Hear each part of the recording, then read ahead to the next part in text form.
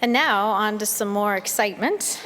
I am pleased to welcome and introduce our next speaker, Jagmeet Singh, leader of the New Democratic Party.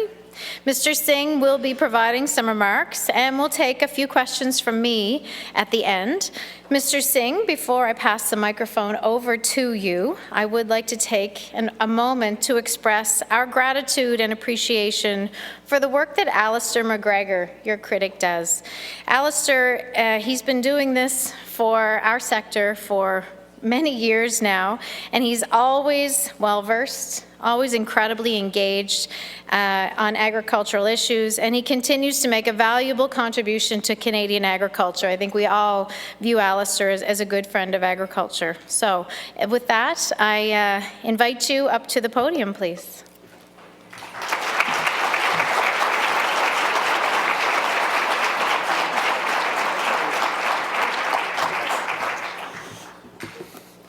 Thank you very much for the warm welcome, and I'll definitely pass the compliments on to Alistair. It's always nice to know that the work is being appreciated. I want to begin by just acknowledging that we're gathered on the unceded territories of the Algonquin Anishinaabe people, and just a reminder that it's always a good moment for us to reflect on the challenges and the injustice that the First People of this land have faced, and our commitment to fixing and remedying those injustices.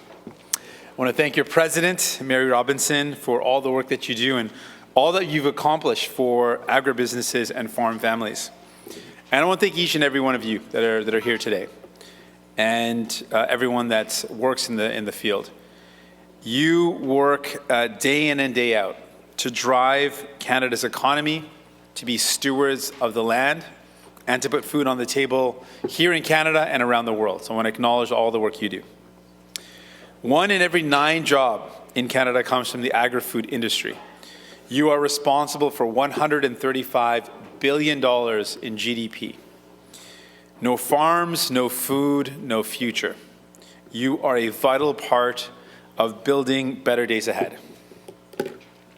I envision a future for Canada that offers plenty of good jobs in the agriculture sector, the kind of jobs that you can raise a family on.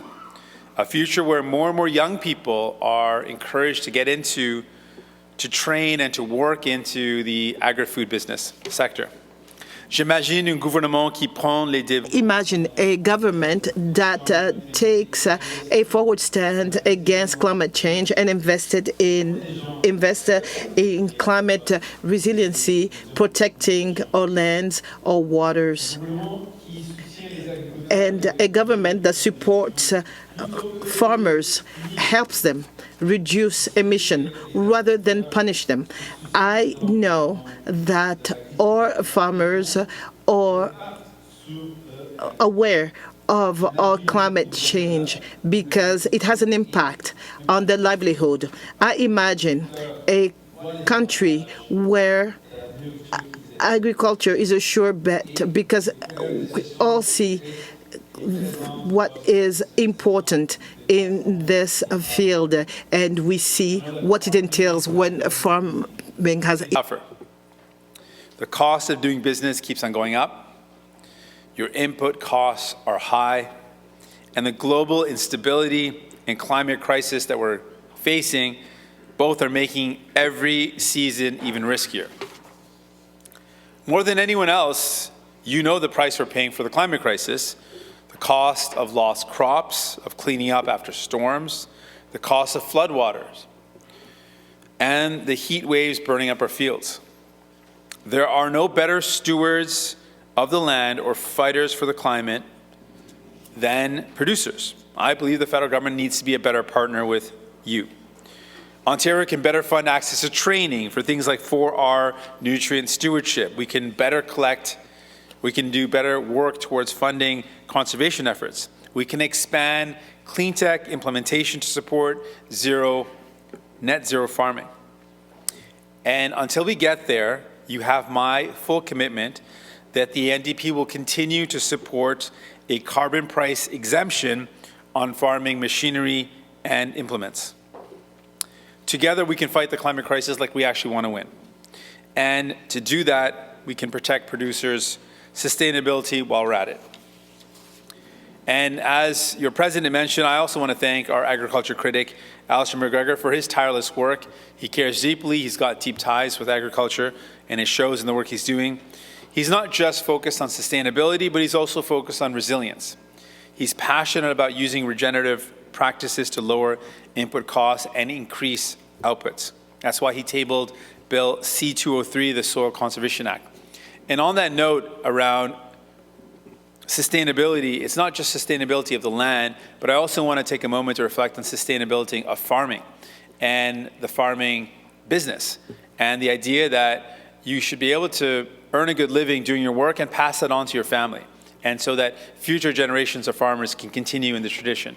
And the reason why I'm particularly concerned about that is both my parents come from farming families and could not continue in the practice. They were proud farmers, but because of a lack of sustainability, financial sustainability, they weren't able to continue.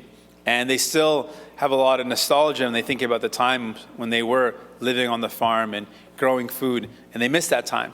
I think they were pretty excited when my first job that I ever worked was in the farming sector. I worked as a corn deroger. Anyone from Windsor or the surrounding area might know the job. We'd walk hundreds of acres a day, taking out rogue corn plants. There was another job that more folks did. I can't remember the name of it, but you'd pull out a particular portion of the plant so that the corn would mix the right way. Does anyone remember the name of that? Detasseling. Oh my goodness. I was going to call up a friend from Windsor because I was struggling to remember it. I'm like, that was a normal job that everyone did, but I got this special one that was actually a lot harder because we covered way more ground. They pitched it like it was going to be an easier job, but then they didn't tell us that we had to walk hundreds of acres more than everyone else. So it was great, though. It was my first job. I think my parents were both mixed, wanting me to experience farming life and hoping that it would encourage me to have a love for the land, but also pursue my studies. I actually found it to be the best job that ever worked, so they were worried that I might end up just continuing to work on the cornfields. But I would have loved to continue to do that. It didn't work out for me, but I want to make sure that farming is sustainable and that families continue to farm and that families can pass it on to the next generation and know that they can earn a good living for themselves and their family. Alistair et moi, nous sommes également engagés. Aysad and I are committed to working with our producers and organizations as your institutions, and we would have an approach that would be cognizant of regional differences. It will be geared towards food security and from mitigation of the potential impact of global events like Russia's illegal war in Ukraine and the subsequent 35% tariff on Russian fertilizer. I think that strategy can encourage more processing capacity, especially in small rural communities where we can create good mortgage-paying jobs. In fact, that's the kind of training that the federal government can and should fund, training for jobs across the agribusiness sector. Canada should be reaching out directly to students to talk about opportunities in the 21st century agriculture sector and help them to get the education and training they need so they can succeed. We know that there is no food security without a supply chain that is secure. Canadian Agriculture Federation has done an excellent work in that field, and the Agricultural Committee in the House has looked at the shortcomings of our supply chains as well as the emergency planning and the resilience, as well as the creation of new routes towards our ports. You might produce the best products, but if we cannot transport them in a secure way, in a cost-effective way, it will not yield results. The federal government will work to continue bettering transportation of agricultural products. More important than it's been in generations. The NDP and I are going to keep pushing for better contributions and better supports. We know that this is particularly important, and it should also include risk management for agriculture producers as well. I do want to take a moment, though, to reflect on another topic when it comes to food in our country. I am extremely concerned about the prices families are paying for groceries. Hardworking families are taking things out of their shopping cart. People are stretching every dollar as far as it will go. They are doing everything right, but still keep on feeling like they're falling behind. Unlike their paychecks, they see big grocery giants' profits going up twice as fast as inflation. And they know it's greedflation. Now the governor of the Bank of Canada, Tiff Macklem, agrees that grocery giants are using inflation as an excuse to pad their profits.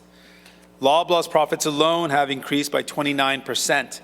That's 4 times the rate of inflation.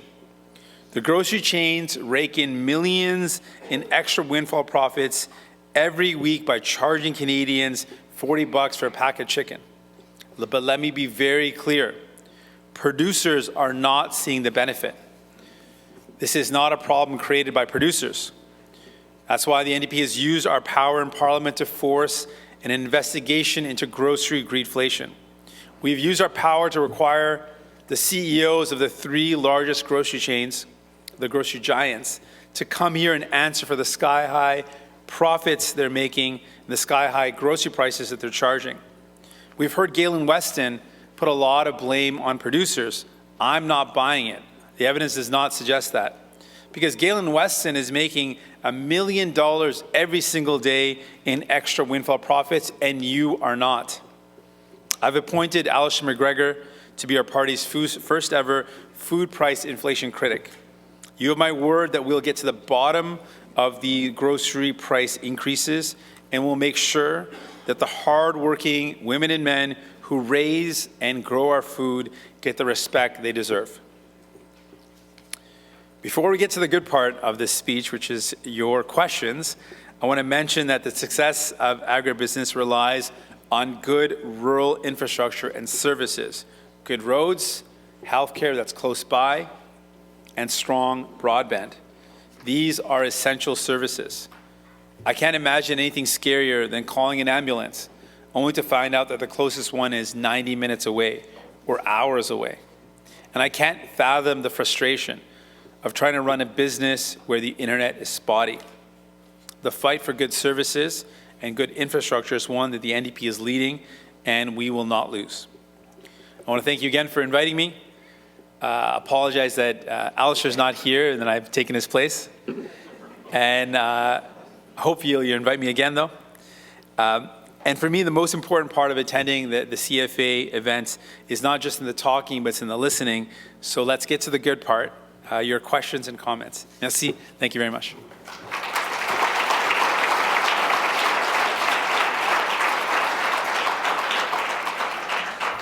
We'll see. Yes, this does work. Great. Yes. Great. Well, thank you. And last year at our AGM, Alistair actually had to vote. I don't know if anybody remembers that, but I think in the middle of his remarks, he had to take a second to vote. So he's definitely engaged with us and dedicated to the cause. So that's awesome. Great to have you here in his stead. My first question is on inflation. Mm-hmm. Canadian producers are struggling to deal with the increased cost of production and inflation, while at the same time, the U.S. is making significant investments in the agriculture sector through the Inflation Reduction Act. How are producers across Canada going to compete while at the same time meeting the world's food security needs? Appreciate the question. And the Inflation Reduction Act has certainly created a lot of ripples across the Canadian economy. And it has really underline how important it is for us to have a similar strategy.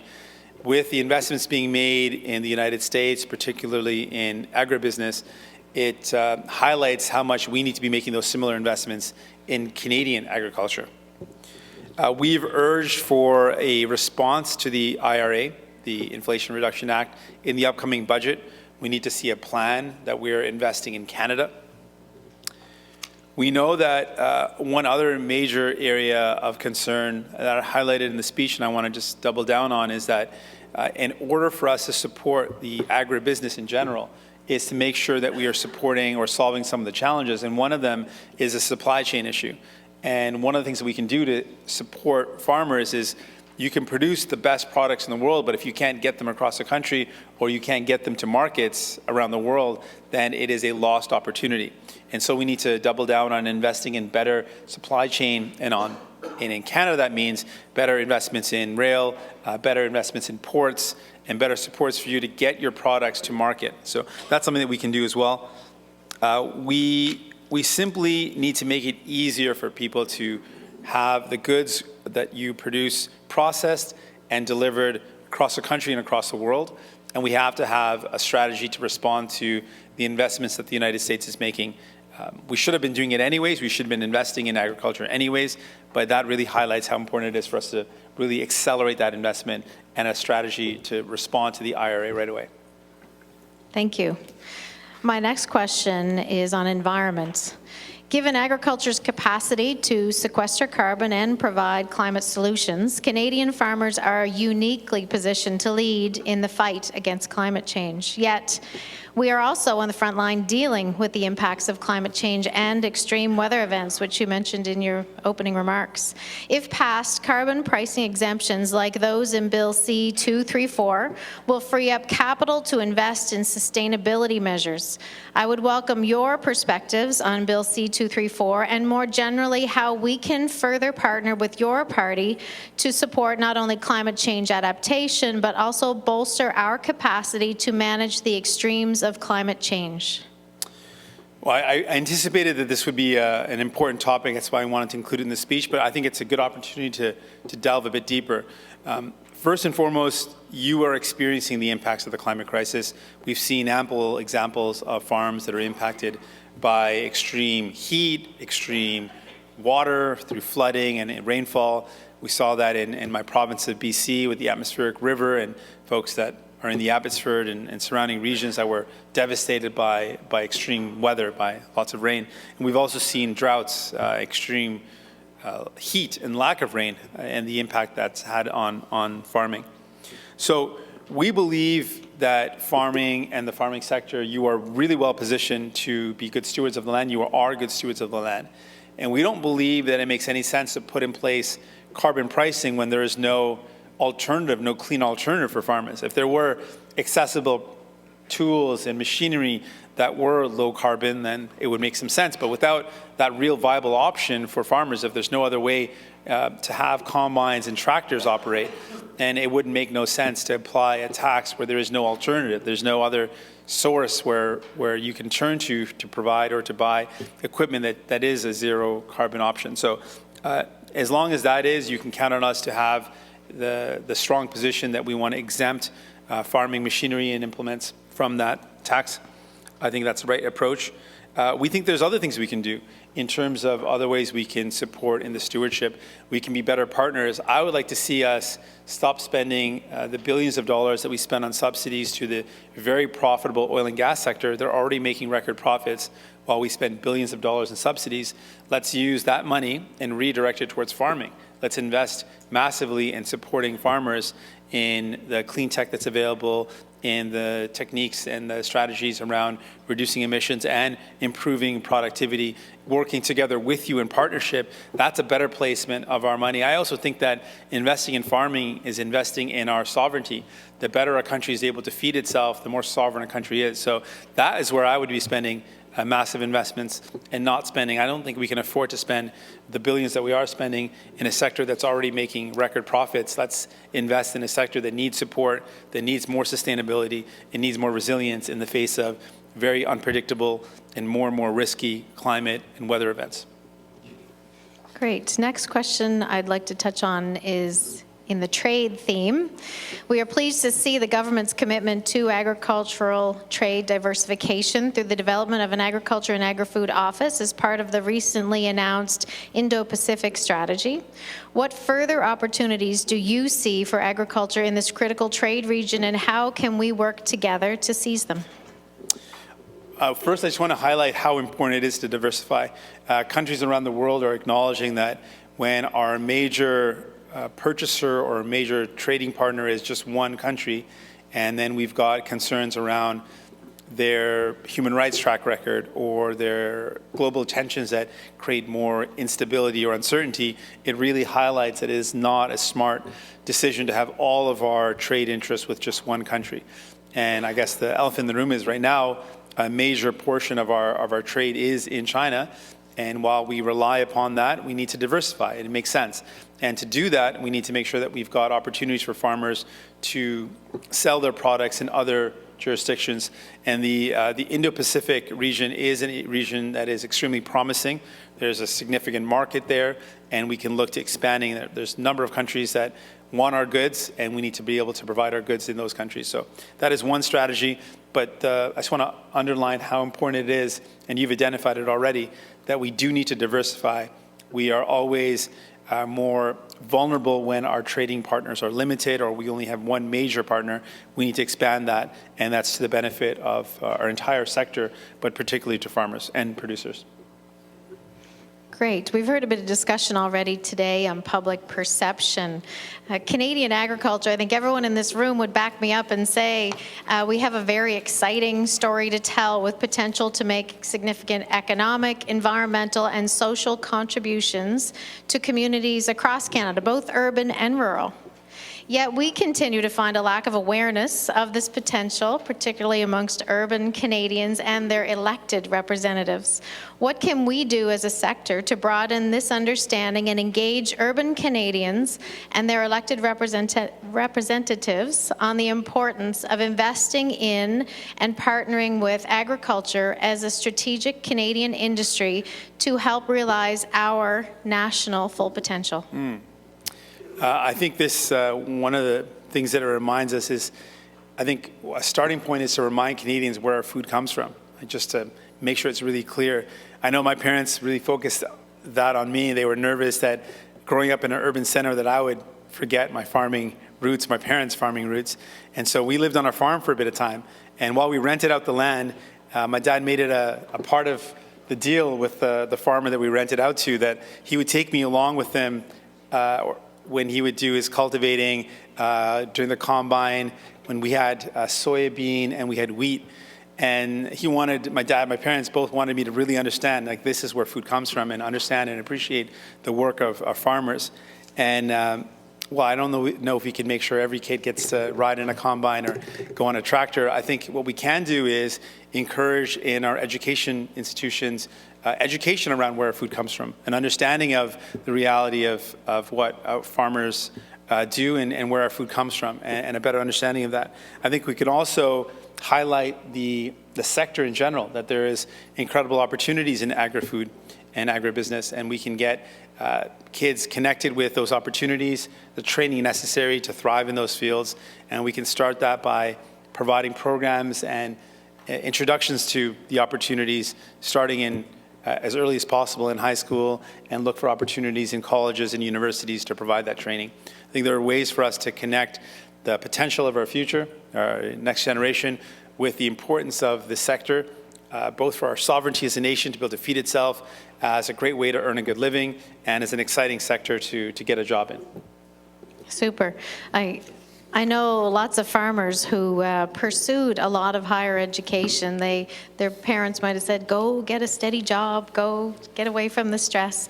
And I'm always amazed at how many people I know who farm, and some of them are in this room, that are lawyers, they're accountants, they're engineers, they're people who have gone away, gotten greater education, and have decided really what's going to fill my soul, what's going to really leave me rewarded is a career in agriculture. And I'm hearing that from you too, so I think you'll be getting a few calls for people that want you to work on their farm. Food prices. My last question is on food prices. Yes. Following years of producers experiencing non-transparent fees and unfair practices in grocery supply chains, we are now at a time where public confidence in grocery retailers is at an all-time low. And a little side, we know that consumers really do trust farmers the most of anybody. Sure. As such, I'm pleased to see CFA and other industry leaders reaching out the final stages in the development of an industry-led grocery code of conduct to increase transparency and fair dealings in the grocery industry. I would welcome your thoughts on how industry and government can work together to ensure the success of this critical initiative. It's one thing for us to come up with the code, but we really have to make sure that it hits the ground running and actually delivers success to the entire value chain. So I'd welcome your comments on that. Sure. Well, first, I also want to applaud all the work that's gone into this. We want to see the Grocery Code of Conduct enacted and moving forward. This is a long time coming. I am encouraged to see the positive signs. I think the area that we can focus on together is on enforcement. So we could have a strong code of conduct, but if we don't have good enforcement, then the code of conduct becomes weakened. It doesn't have the same impact. So really our next big focus will be on the implementation, but also the enforcement. And I think it's right to highlight, as you did, that while Canadians are losing confidence, and I think fairly so, in the grocery stores, Canadians have high confidence in the farmers and then the producers, which is right, which is good.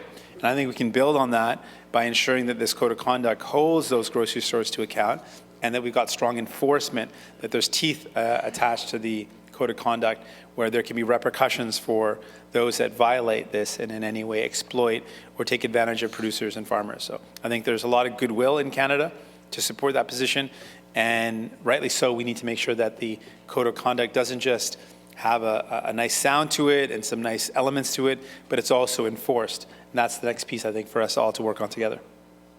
Excellent. Well, that concludes my questions, and I want to thank you for taking the time to be with us today. My Always pleasure. great to hear from a federal party leader. Thanks so much. Thank you so much. Pleasure. Thank you.